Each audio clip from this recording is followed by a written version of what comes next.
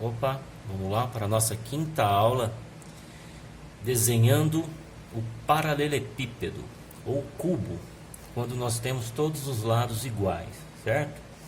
Então, este conteúdo, como eu já havia mencionado, ele é um dos conteúdos mais extensos.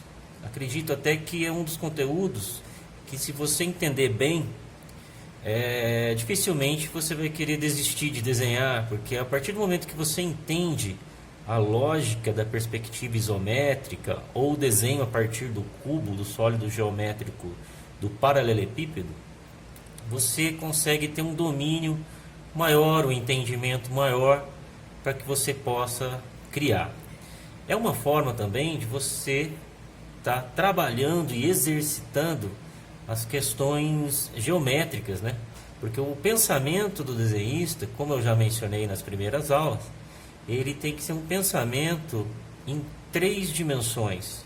Você tem que ter uma noção de profundidade, embora o desenho não tenha. Então eu acredito até que muitas vezes o ato de desenhar ele é mais complexo do que fazer uma escultura, porque a escultura você acaba por fazer desenhos, e eu depois vou mostrar isso nas próximas aulas, que a forma de pensar do escultor, às vezes, ela é até mais simplificada, né? Lógico que a ação dele é muito mais trabalhosa por conta dos materiais, da resistência dos materiais que às vezes ele tem que lidar, mas a questão do desenho, a clareza que você tem que ter para poder desenhar, o entendimento é muito maior, porque a gente trabalha entre a imaginação, né, e a realidade.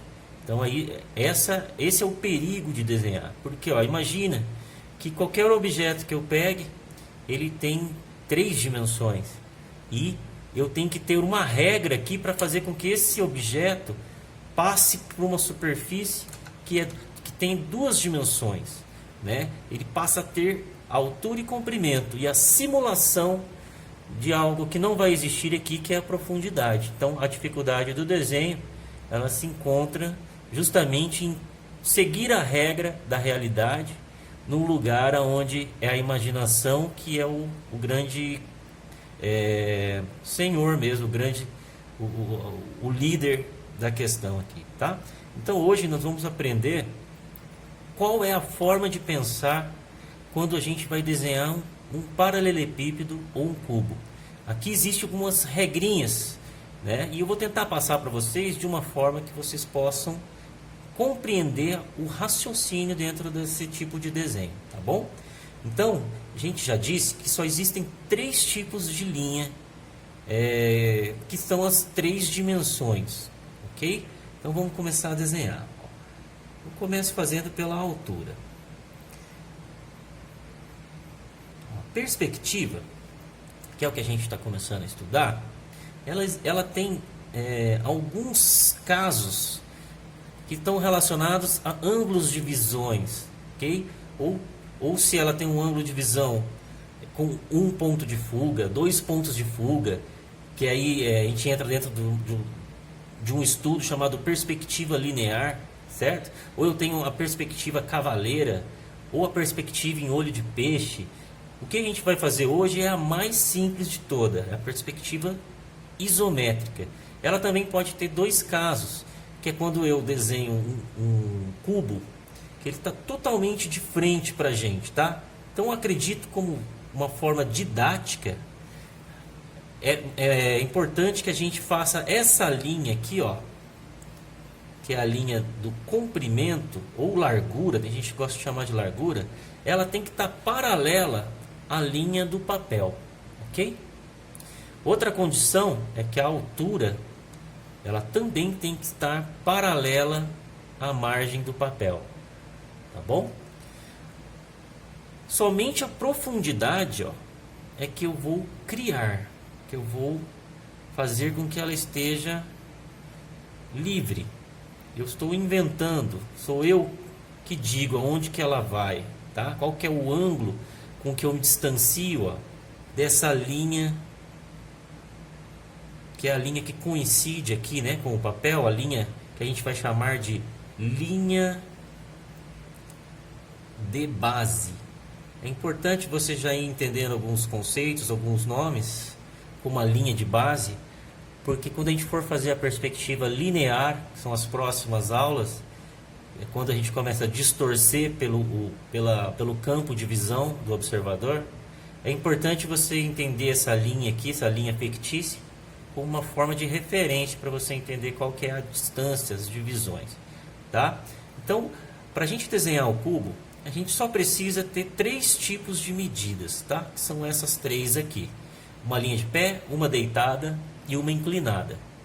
E às vezes eu gosto de falar um nome um pouco mais comum, como eu acabei de falar, porque isso vai fazer com que você não triangule o seu pensamento. Por exemplo, se eu ficar chamando qual que é a altura, qual que é o comprimento, é comprimento ou largura, ou é profundidade. Então eu acho que isso no começo ele acaba atrapalhando um pouquinho os desenhistas iniciantes, que não estão acostumados com os termos. Então, o que eu falo? A linha de pé, ela tem que ser paralela à linha de pé, certo? A linha deitada tem que ser paralela à linha deitada, e a inclinada, assim por diante, tudo bem? Então, para a gente desenhar, começar o desenho, a gente tem que ter uma regra, que é, né, que toda quina do cubo, vou fazer um desenho aqui, ó, ela tem que ter a junção, a somatória das 3 linhas das dimensões. As 3 dimensões têm que estar se encontrando nas quinas. Então, como que eu vou fechar o meu paralelepípedo?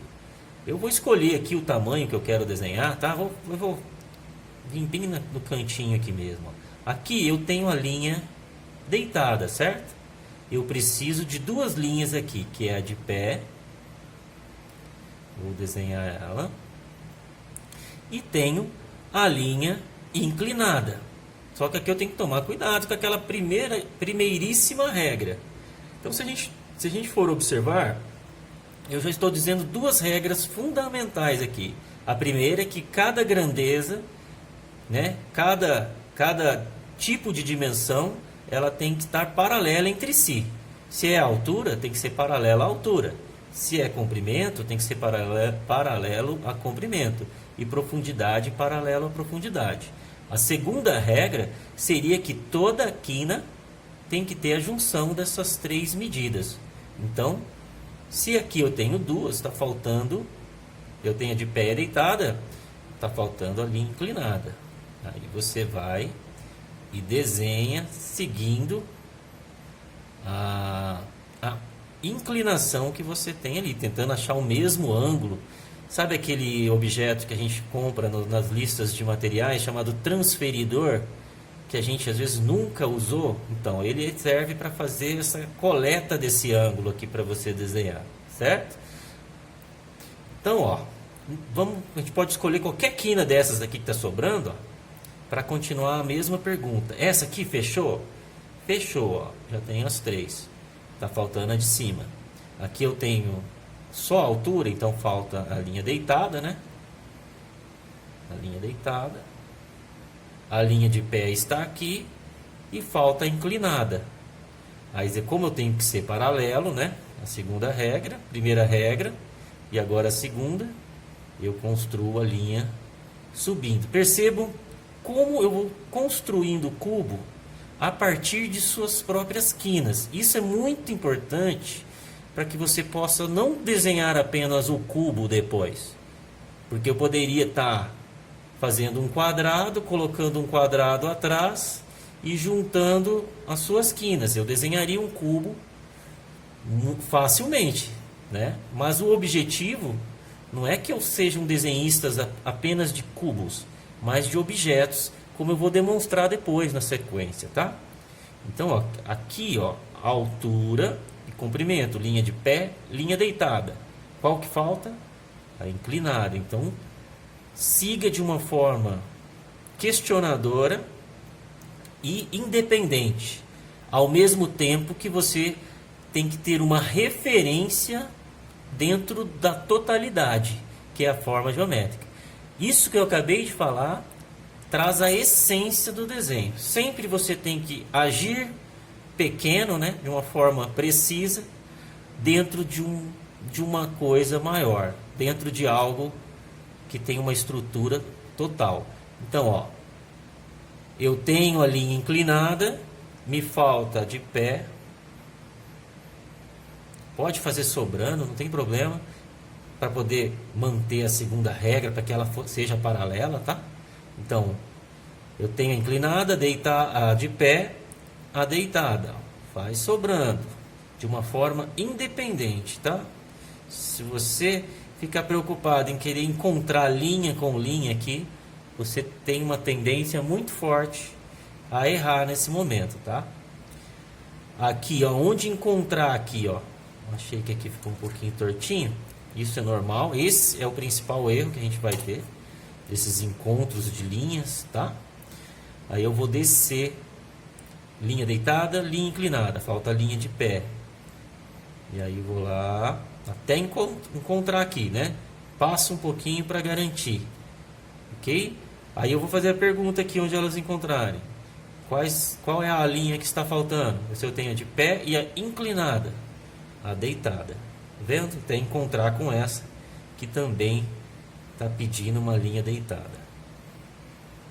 Você percebeu como que eu construí? Quais foram as perguntas que eu fiz para construir esse cubo? Qual foi a minha linha de raciocínio? Então, treine muito, treine vários cubos com essa forma de pensar. Eu não preciso que você apenas desenhe cubos perfeitos, mas eu preciso que você tenha esta forma de se questionar acerca do cubo, porque depois isso aqui vai ficando mais complexo. Quando essa base aqui, ó, quando eu trouxer para vocês uma base aonde a altura a gente consegue definir, mas a linha de comprimento ou de profundidade, elas vão ficar assim meio que comprometida a identificação delas. E aí, se você não estiver dominando esse primeiro caso aqui da perspectiva isométrica, esse caso aqui é onde você tem a formação de ângulos aqui, ó, que são diferentes, a coisa começa a ficar um pouquinho mais difícil, tá? Então, o que você tem que fazer agora? Aprender a desenhar muito bem o paralelepípedo. O que você pode fazer? Variar esses ângulos. Você pode fazer o ângulo mais baixo, um ângulo mais alto, tá? Fique à vontade para trabalhar várias possibilidades de ângulos dentro do seu cubo. Isso vai garantir com que você tenha as rotações do seu cubo ou paralelepípedo, tá? Então é assim que funciona. Depois